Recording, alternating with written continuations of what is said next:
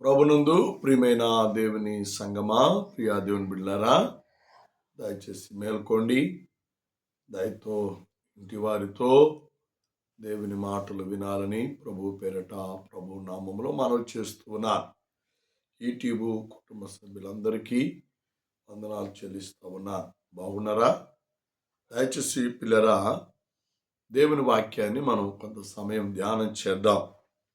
మరి నా కనులతో నిబంధన చేసుకున్నాను అని ఏబు భక్తుడు సెలవిచ్చినట్లుగా ఈ అంచె దినాలలో, ఈ అపాయకమైన దినాలలో మన కనులతో మనం నిబంధన చేసుకుందాం.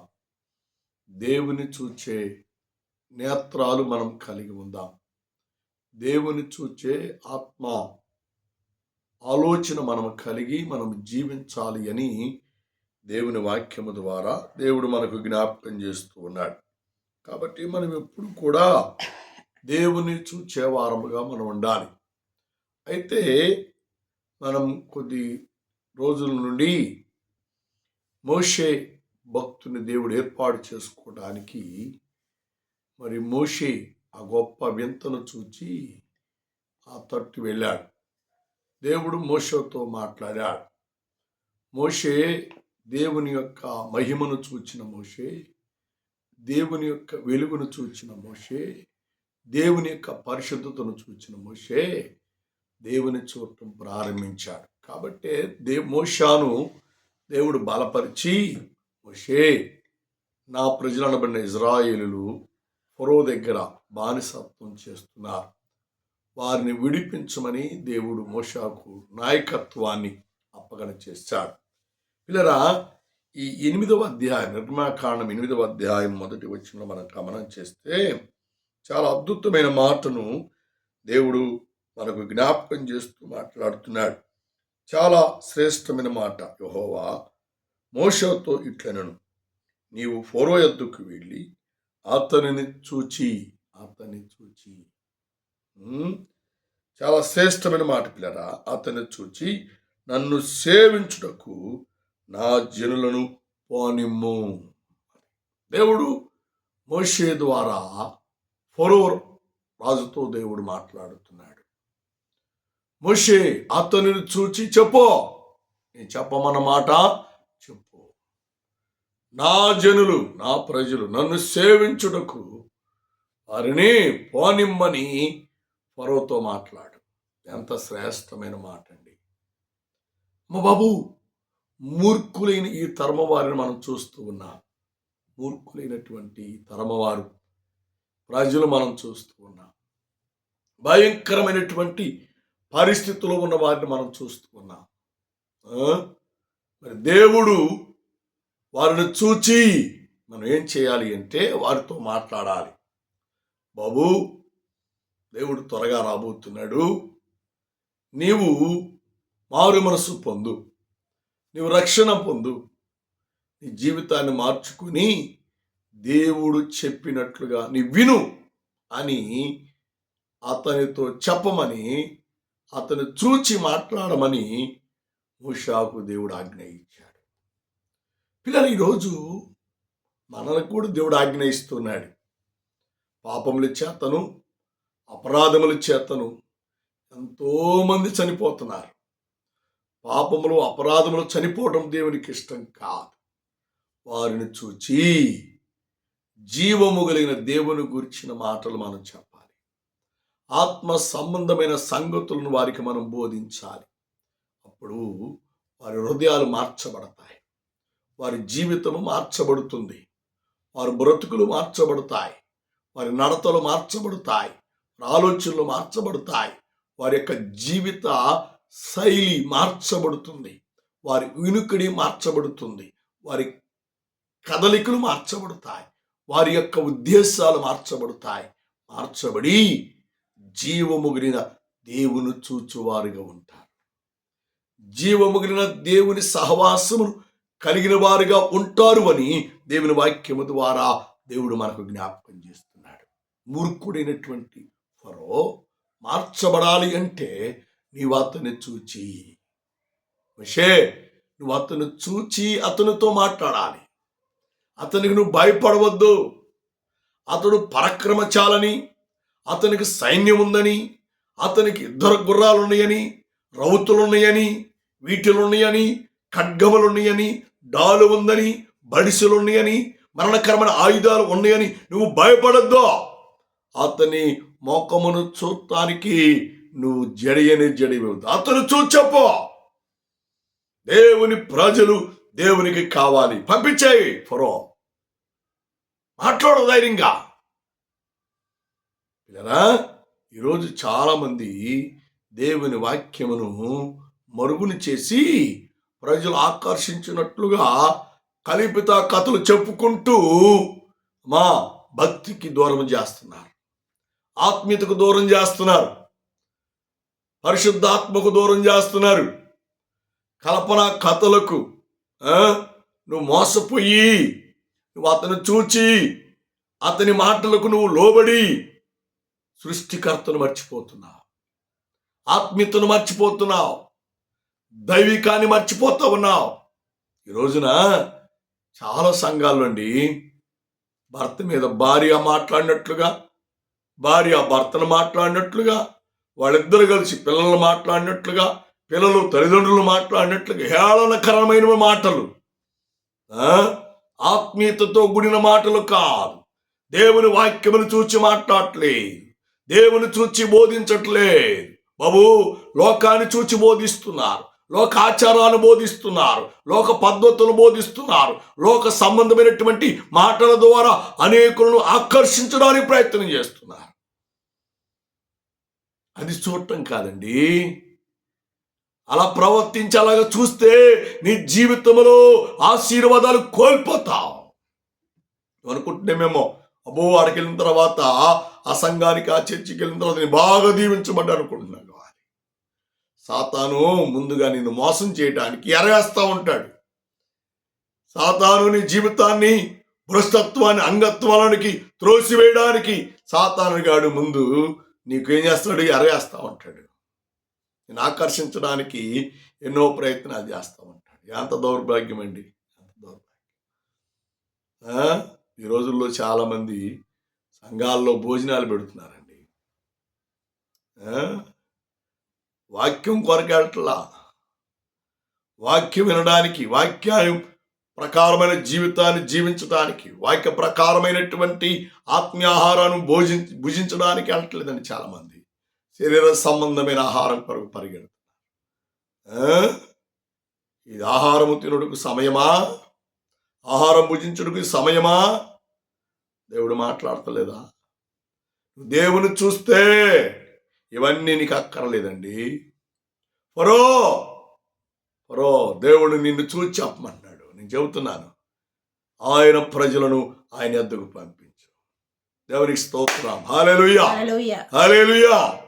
దేవుని సహవాసములో, ఆత్మీయతలో, భక్తి జీవితంలో, విశ్వాస జీవితంలో మనము జీవించువారముగా ఉండాలి అంటే మనం యేసుక్రీస్తు వారి వైపు మనం చూడాలి.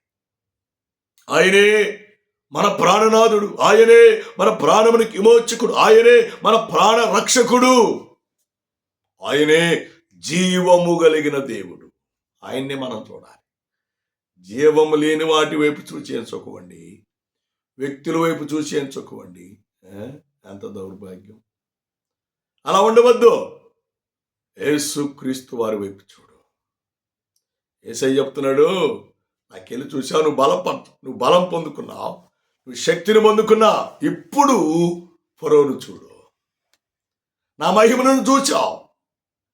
అదే మహిమ ఫరోను చూచి చెయ్యి. ఎంత గొప్ప దేవుడండి దేవుడు. కాబట్టి పిల్లరా, మనము ఆయనను సేవించున్నట్లుగా, నన్ను సేవించున్నట్లుగా నా ప్రజలను పోనిమ్ము. ఆమేన్, హల్లెలూయా. కాబట్టి ప్రియులరా, మనము దేవునితో ఆత్మ సంబంధమైన జీవితమును కలిగి జీవించు వారముగా ఉంటే ఆయన మనకు సహాయం చేస్తాడు, ఆయన మనలను ఆదుకుంటాడు, ఆయన మనలను ఆదరిస్తాడు, మన జీవితాలకు చాలిన దేవుడిగా ఉంటాడు. ఆమేన్, హల్లెలూయా. కయ్యోను ఏబేలు గురించి మనం ఆలోచన చేస్తే, కయ్యోను ఏబేలును హతమార్చాడు. ఆ సంగతి ఎవరికి తెలియదు అనుకున్నాడు కయ్యను. కానీ దేవుడు ఏబేలు యొక్క స్వరమును విన్నాడు. అతని రక్తము నేల నుండి మొరపెట్టుట దేవుడు చూచాడు. మా బాబు, నువ్వు చేసే వ్యర్థమైన పనులను దేవుడు చూస్తున్నాడు. నువ్వు చేసే పనికి మాలిన పనులను దేవుడు చూస్తూ ఉన్నాడు. వాక్యమునికి వ్యతిరేకమైన కార్యాలు నువ్వు చేస్తూ ఉన్నావు, దేవుడు చూస్తున్నాడు. సంఘానికి వ్యతిరేకమైన కార్యాలు నువ్వు చేస్తున్నావు, దేవుడు చూస్తున్నాడు. చూచే ఆయన సేవకులను, ఆయన దాసులను ఎద్దకు పంపిస్తున్నాడు. సహోదరా, సహోదరి, దేవుని మాట విని, దేవుని వాక్యాన్ని విని ఆయన వైపు నువ్వు చూస్తే నువ్వు ఆశీర్వదించబడతావు, నువ్వు దీవించబడతావు, నువ్వు గొప్ప మేలు పొందుకుంటావు అని దేవుని వాక్యము ద్వారా దేవుడు మనకు జ్ఞాపకం చేస్తున్నాడు. ఆమేన్. హల్లెలూయా, హల్లెలూయా. కాబట్టి మనల్ని మనం దేవునికి అర్పించుకుందాం, మనల్ని మనం దేవునికి సమర్పణ చేసుకుందాం. దేవుని చిత్తానుసారమైన జీవితంలో మనము జీవించి నిత్య రాజ్యానికి, పరలోక రాజ్యానికి వారసులు కావాలని ప్రభు పేరట, ప్రభు నామములో మనవి చేస్తున్నాం. దేవుడి మాటను, దేవుడి వాక్యాన్ని మనందరూ దీవించి ఆదరించి ఆశీర్వదించునుగాక. ఆమేన్. ప్రార్థన చేద్దాం. కృపామయుడా, ప్రేమికుల మా తండ్రి, ఇంతవరకు మా మధ్యనే ఉన్నందుకే నీకు వందనాలు. నీ మాటల ద్వారా, నీ వాక్యము ద్వారా మీరు మాతో మాట్లాడినందుకే నీకు వందనాలు. ఇంతమైన వాక్యాన్ని నీరు కట్టండి, పాలింపదాయించండి. అందరూ వాక్యానుసారంగా నడుచున్నట్లుగా, జీవించినట్లుగా మీరు సహాయం చేయండి ప్రభు. యూట్యూబ్లో, ఆ మొబైల్ పరిచయలో పాల్గొన్న ప్రతి బిడ్డను దీవించండి. నీ బిడ్డలు నీ మాటలు వింటున్నారు, నీ వాక్యం వింటున్నారు. అనేకులకు పారుబడి చేయనట్లుగా, అనేకులను ప్రోత్సహించి ఈ కుటుంబంలోనికి చేర్చున్నట్లుగా మీ కృపను అనుగ్రహించమని, దీవించి బలపరచమని, తోడుగా ఉండమని యేసులో అడుగుచున్నాము తండ్రి. ఆమేన్, ఆమేన్, ఆమేన్. పిల్లరా, ప్రార్థన చేయండి. పరిచర్య కొరకు పరిచర్యాల్లో మాకు 3 చర్చెస్ ఉన్నాయి. ప్రతి ఆదివారం మరి మొదటి ఆరాధన ఐక్యనగర్ హౌసింగ్ కాలనీలో ఎల్టీడీ కంపెనీ గెస్ట్ హౌస్ వెనకాల మా చర్చి ఉంది. అక్కడ ప్రతి ఆదివారం ఉదయం 7 గంటలకు ఆరాధన ప్రారంభించబడుతుంది. అలాగే ప్రతి శుక్రవారం రాత్రి 8 గంటలకు అక్కడ ఉపవాస ప్రార్థన ఏర్పాటు చేయబడుతుంది. మరి క్రమకుడికిలో మీరందరూ కూడా పాల్గొని దేవుని దీవెనలు, ఆశీర్వాదాలు పొందాలని ప్రభు పేరట, ప్రభు నామములో మనవి చేస్తున్నాను. తిరిగి 2వ ఆరాధన మరి రామాపురం బీచ్ రోడ్లో అబ్దుల్ కలాం కాలనీలో మాకు మందిరం ఉంది. అక్కడ ప్రతి ఆదివారం ఉదయం 9:30కు అక్కడ ఆరాధన ప్రారంభించబడుతుంది. తిరిగి బుధవారం సాయంత్రం 5 గంటలకు అక్కడ మరి ప్రార్థన కూటము ఏర్పాటు చేయబడుతుంది. దగ్గరలో ఉన్నవారు, సమీపంలో ఉన్నవారు పాల్గొనండి. దేవుని వాక్యాలు విని ఆత్మీయ మేలు, దీవెనలు పొందాలని ప్రభు పేరట, ప్రభు నామములో మనవి చేస్తున్నాం. అలాగే మరి 3వ ఆరాధన మరి పేరల్ హై స్కూల్ దగ్గర ఆంధ్రరత్న నగర్లో మా మెయిన్ చర్చి ఉంది. అక్కడ ప్రతి ఆదివారం మరి ఉదయం 11:30కు అక్కడ ఆరాధన ప్రారంభించబడుతుంది. దయచేసి పాల్గొనండి. అలాగే ప్రతి శుక్రవారం ఉదయం 10 గంటలకు ఉపవాస ప్రార్థన ప్రారంభించబడుతుంది. అలాగే ప్రతి శనివారం సాయంత్రం 7 గంటలకు మరి విజ్ఞాపన ప్రార్థన ప్రారంభించబడుతుంది. ఈ క్రమ కూడికలు మీరందరూ పాల్గొని దేవుని మాటలు విని ఆశీర్వాదాలు పొందాలని ప్రభు పేరట, ప్రభు నామములో అనొచ్చు. అలాగే వీళ్ళరా ప్రతి నెలలో 2వ శనివారం మరి గ్రామంలో, అనేక గ్రామాలలో వీధి సువార్త మరి ప్రకటించబడుతుంది. ఆసక్తి కలిగిన వారు పాల్గొనండి. మరి పరిచర్య కొరకు మీరందరూ కూడా ప్రార్థన చేయండి. మరి ఇప్పుడు భయంకరమైన పరిస్థితులు, వాహనం మీద వెళ్ళి సువార్తను ప్రకటిస్తుంటే అద్దాల పగలు కొడుతున్నారు, కరపత్రాలు పంచే వారిని కొడుతున్నారు. భయంకరమైనటువంటి పరిస్థితులు ఇప్పుడు కనబడుతున్నాయి. ఆర్ఎస్ఎస్, హిందూ పరిషత్ వాళ్ళు మరి చాలా తీవ్రమైనటువంటి వ్యతిరేకత క్రైస్తవుల మీద కలిగి ఉన్నారు. అలాంటి ఆటంకాలు ఏమీ లేకుండా దేవుడు వీధి సువార్త, గ్రామ సువార్తలో దేవుడు ఉండి దేవుడు సహాయం చేయనట్లుగా మీ అనుదిన ప్రార్థనలు మీరందరూ కూడా జ్ఞాపకం చేసుకొని ప్రార్థన చేయాలని, మా సంఘాల కొరకు, పరిచర్య కొరకు మీరందరూ కూడా ప్రార్థన చేయాలని ప్రభు పేరట, ప్రభు నామంలో మనవి చేస్తున్నాను. దేవుని చిత్తం అయితే పిల్లరా, మరి వచ్చే నెల మరి 15, 16 తారీఖులలో మరి చిన్న ప్రార్థన కూటమి ఏర్పాటు చేయని ఆశపడుతున్నాం. మంచి స్పీకర్ని దేవుడు మన మధ్యకు నడిపించినట్లుగా, మంచి వర్తమానం అందించినట్లుగా, మంచి వాతావరణాన్ని దేవుడు అనుకూలపరిచినట్లుగా, పరిశుద్ధ ఆత్మ దేవుడు ముందుని నడిపించినట్లుగా, ఆ పరిచర్య ద్వారా మన సంఘాల అభివృద్ధి చెందినట్లుగా, మన సంఘములు నూతన ఆత్మలు చేర్చబడినట్లుగా మీ అనుదిన ప్రార్థనలో ప్రార్థన చేయాలని, దేవుని సన్నిధిలో మొరపెట్టాలని ప్రభు పేరట ప్రభు నామములో మనవి చేస్తున్నాను. తండ్రి దయ, కుమారుని ప్రేమ, పరిశుద్ధాత్మ సహవాస సంబంధం ప్రార్థించిన ప్రతి నిమిషమునకును కూడి ఉన్న మనందరికీ